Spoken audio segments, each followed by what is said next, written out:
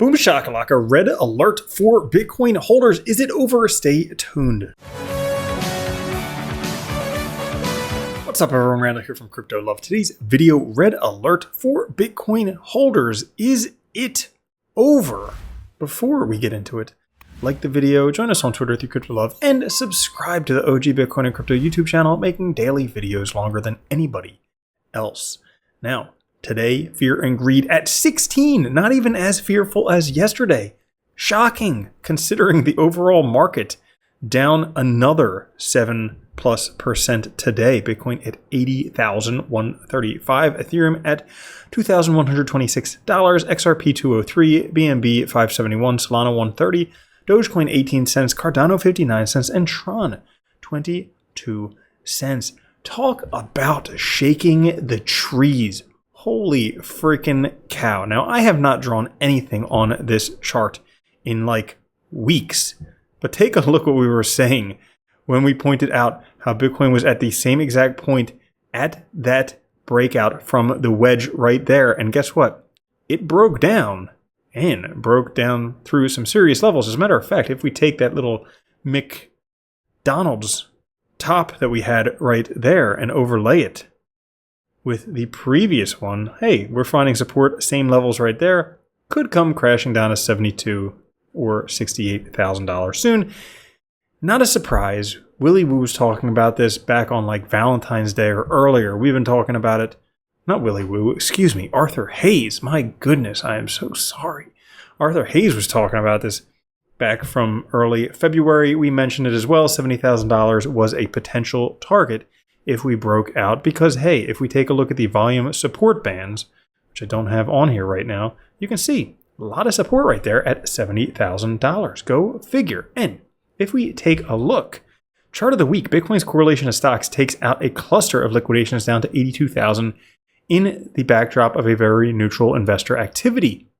75,000 presents a juicy target, apart from Bitcoin being oversold with strong mean revertive forces now dominant. You can see a lot of longs to take out if Bitcoin goes down to $75,000. Oof, that does look quite juicy. And we might be having some whale activity doing that now. Just recently, we see 8,007 Bitcoin aged between 3 and 5 years moving on chain. Either a whale is selling at a gain for them, but kind of not the top of the market, which doesn't make sense because whales only sell at the top of the market, or someone is ready to manipulate the market and liquidate more longs because, hey, shake the trees. It's fun. This is the good part. This is where everybody has fun. Now, if we take a look, Willy Woo was mentioning here the revertive forces. Well, regarding the mean revertive forces at play, you can see this Bitcoin urgency model estimates the direction and magnitude of urgency flowing through the books. The liquidation flush pushed this model to an extreme. All past times this happened, we saw a bounce. If we go take a look at previous times this happened, bounce, bounce, bounce with me. Would this time be different? Barrett will want you to think that it is. This time it's the end of Bitcoin. It's going all to zero. Well, here's another chart that maybe says it's about time for a bounce, especially if we're in a bull market. And we don't have evidence that we're not in a bull market yet. Bitcoin selling getting exhausted.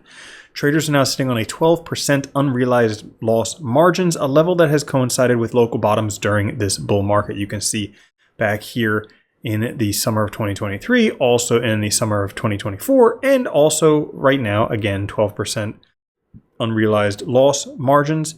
Still, the price can range trade 3 to 4 months after this margin level is reached, but we are reaching those levels. Now, if it was a bear market, you can see the levels go all the way down to 37% before things turn around. But fortunately, knock on wood, we're still in a bull market. How about that? Bitcoin is in a bull market, and retests of the bull market band, the 12-month SMA, are part of it. We're not even there yet. Right now, that is sitting at $74,700. Price is still above there.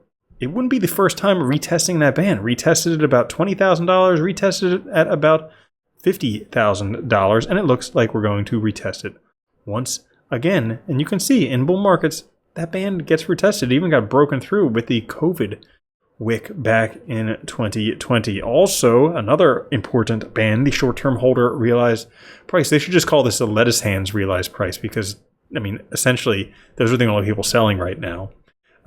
If we take a look, it's only over when people are saying it's over when we've only just dipped below the short-term holder realized price. You can see we spent a long time under those levels back in 2024, a good amount of time in 2023, and hey, it's likely we're just touching those levels once again. Bitcoin in the oversold zone.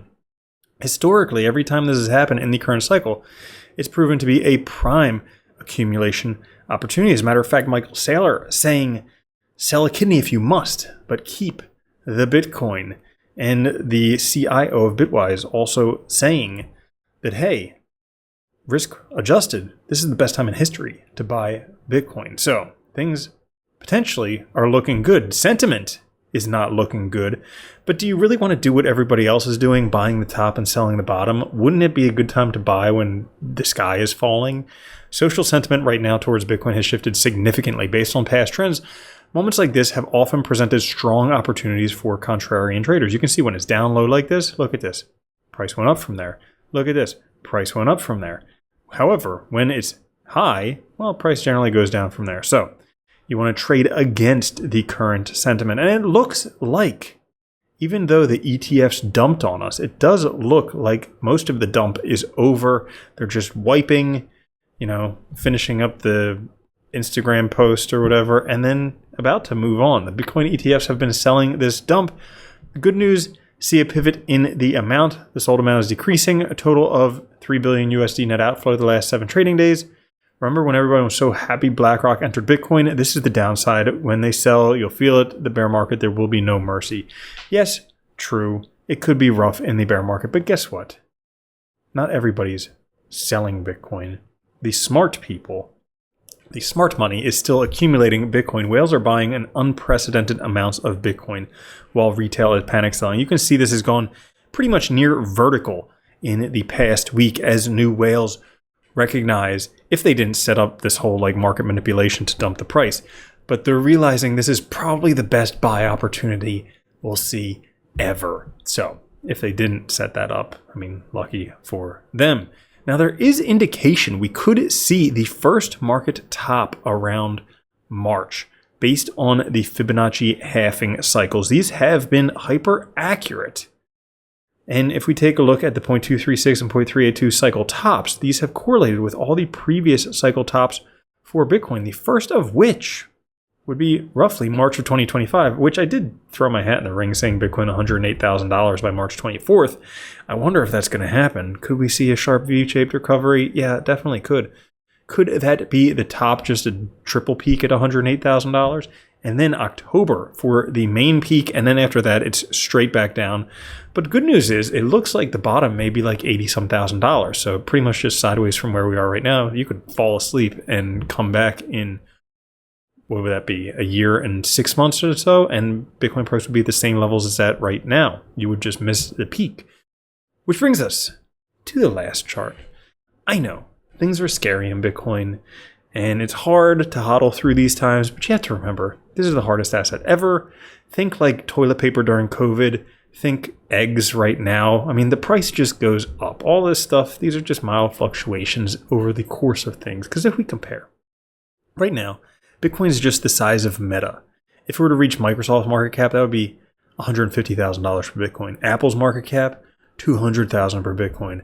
And to rival gold, $1 million per Bitcoin. And remember, what is Bitcoin? A store of value that you can take anywhere with you, and it's an actual fixed supply, not like gold where the more you mine, the more there is. It's real fixed supply. Infinity dollars divided by 21 million Bitcoin is still infinity dollars per Bitcoin.